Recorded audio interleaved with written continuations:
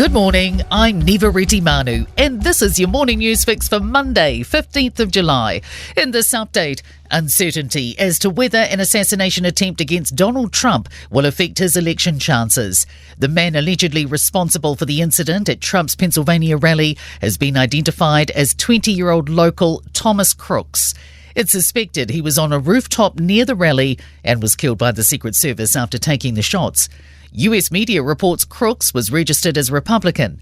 Geopolitical analyst Jeffrey Miller says it may confirm the belief of his followers. The fact that Donald Trump has been shot will be a vindication in their view that Donald Trump is the victim of the establishment, and they will see him as being persecuted. Presidential historian Alan Lightman told Ryan Bridge the political violence may well have a silver lining, as it did after the shooting of Ronald Reagan in 1981. Instead of seeking revenge or attacking his political opponents, he formed the Brady Campaign for Gun Control and for a while brought the country together. The number of school-aged children migrating to New Zealand is putting huge pressure on schools. Stats NZ data shows in the year to May 2024, a net figure of almost 22,000 5 to 17-year-olds arrived. The Education Ministry expects to add a further 371 classrooms by the end of the year to meet roll growth.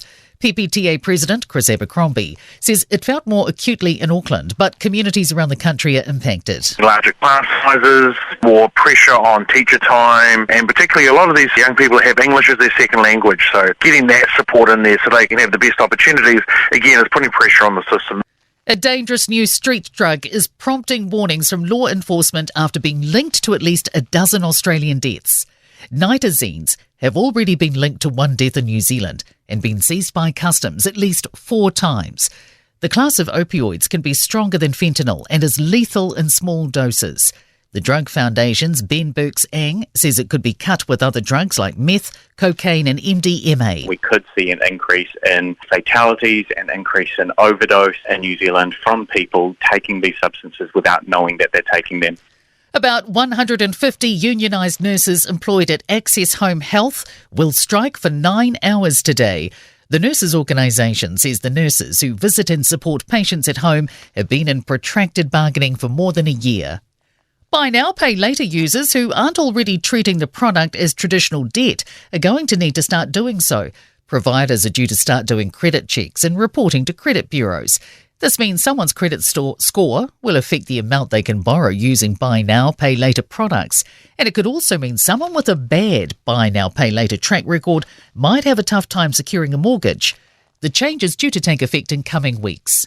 In sport, Carlos Alcaraz has curtailed Novak Djokovic's dream of a record-breaking 25th Grand Slam tennis singles triumph for now. He's defended his Wimbledon crown in straight sets.